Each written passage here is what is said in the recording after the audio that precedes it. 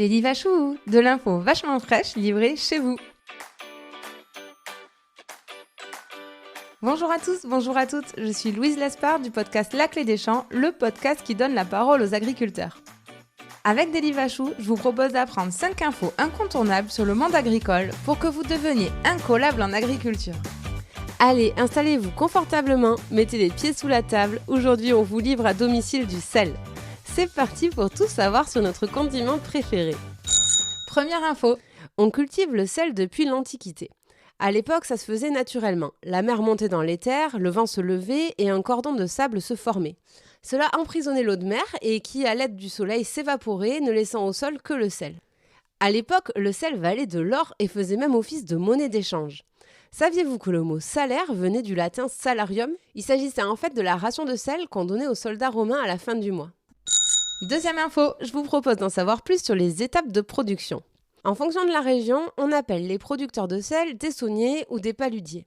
C'est un travail qui est très physique parce que ce sont en fait un peu des agriculteurs de la mer. Leur pire ennemi est l'eau douce et donc la pluie qui vient diluer la concentration en sel de l'eau. La production de sel est très saisonnière. On va prendre ici l'exemple du sel de Camargue. Pendant l'hiver, ils entretiennent les marais salants. Ce sont des sortes de grands bacs naturels. Ils les nettoient pour enlever toutes les impuretés pour avoir ensuite le sel le plus propre. Au printemps, il faut entrer de l'eau dans les salins à l'aide de stations de pompage d'eau de mer. L'eau afflue via des canaux pendant plusieurs semaines et va passer de bassin en bassin pour être filtrée et, grâce à l'évaporation due au soleil et au vent, être de plus en plus concentrée en sel. On appelle ces bassins des partènements. Donc plus l'eau circule, plus la concentration en sel est élevée, et à tel point que le sel va se cristalliser en couches épaisses de 10 cm. On appelle cette eau ultra concentrée de la saumure. Ce procédé s'étale jusqu'à l'été. Ensuite, de fin août à début octobre, a lieu la récolte du gros sel qui se fait mécaniquement. La célèbre fleur de sel, elle, se récolte plutôt à partir de fin juillet. Elle est toujours manuelle, ce qui demande beaucoup de main-d'œuvre saisonnière pour le faire. Les quantités récoltées sont très faibles. À titre de comparaison, quand les sauniers récoltent plus de 30 000 tonnes de gros sel par saison, ils n'en ramassent que 1000 tonnes pour de la fleur de sel. Enfin, pour finir, le sel est trempé dans la saumure, puis égoutté pour ensuite être stocké et être prêt à consommer. Troisième info, il existe différents types de sel, mais connaissez-vous bien la différence ? Alors on a le sel fin, le gros sel et la fleur de sel. Le gros sel, il est laissé tel quel une fois récolté, il est mis en sachet et est prêt à consommer. Le sel fin correspond en fait au gros sel qui est moulu avant d'être mis en paquet. Et la fleur de sel, elle, qui est très recherchée par les grands chefs pour son croquant et son goût, c'est un peu le caviar du sel.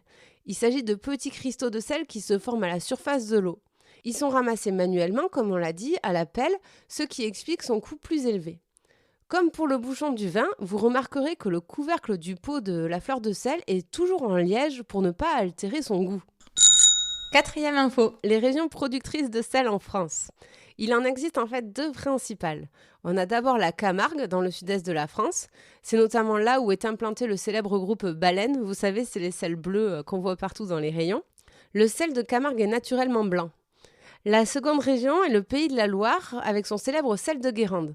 Considéré comme plus haut de gamme, il est produit par de petits producteurs. Il se distingue par sa couleur grise et c'est le seul sel de France à disposer d'un label rouge. Enfin, dernière information, en France, nous consommons en moyenne 3 kg de sel par personne et par an. Un apport en sodium est indispensable à notre bon fonctionnement. Mais attention tout de même à ne pas avoir la main trop lourde. Le sel peut être à l'origine de votre hypertension. Et voilà, vous savez tout. Rendez-vous très bientôt pour un nouveau Daily Vachou, de l'info vachement fraîche livrée chez vous. Mais avant de vous quitter, si vous travaillez de près ou de loin avec les agriculteurs, l'information suivante va vous intéresser. La Clé des Champs propose désormais des formations pour les entreprises et leurs collaborateurs. L'objectif ? Vous permettre de mieux connaître les réalités quotidiennes du métier d'agriculteur et les conditions de production de notre alimentation. Après avoir suivi un module en e-learning dédié à votre filière, vous aurez la chance de partir passer une journée en immersion à la ferme aux côtés d'un agriculteur. Pour plus d'infos et inscriptions, rendez-vous sur www.laclédeschamps-podcast.fr. À très vite.